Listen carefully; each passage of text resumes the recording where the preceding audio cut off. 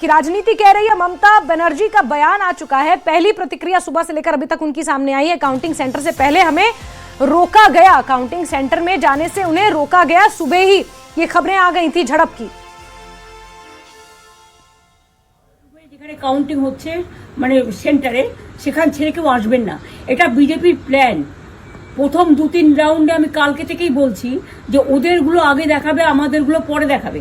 এবং অনেক জায়গায় 2-3 রাউন্ড কাউন্টিং করার পরে প্রায় 100টা জায়গায় কাউন্টিং বন্ধ করে রেখে দিয়েছে। এবং কল্যাণীতে ধরা পড়েছে 7টা মেশিন, যেখানে কোনো মিল নেই। এটা টোটাল ফোর্সফুলি সেন্ট্রাল ফোর্সকে দিয়ে চারিদিকে তৃণমূল কংগ্রেসের উপর অত্যাচার করছে, অফিস ভাঙছে, জোর করে দখল করছে। এসআইআর নামে আপনারা দেখেছেন ভোট লুট করেছে যাতে যে সিটগুলো জিততে পারে। কিন্তু এখনো এমন 70টা সিট আছে, 100টা সিট আছে যেগুলো আমরা এগিয়ে আছি, সেগুলো বলছে না। টোটালটাই মিথ্যে নিউজ খাওয়াচ্ছে। আগে ডিআইসিও এই খবরগুলো দিত, কিন্তু তাকে কালকে চেঞ্জ করে দেওয়া হয়েছে। টোটালটাই ইলেকশন কমিশন নিজের ইচ্ছে মতো খেলছে এবং সাথে কেন্দ্রীয় বাহিনীকে নিয়ে।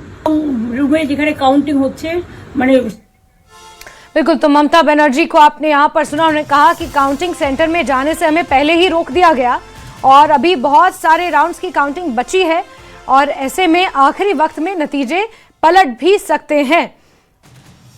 ये ममता बनर्जी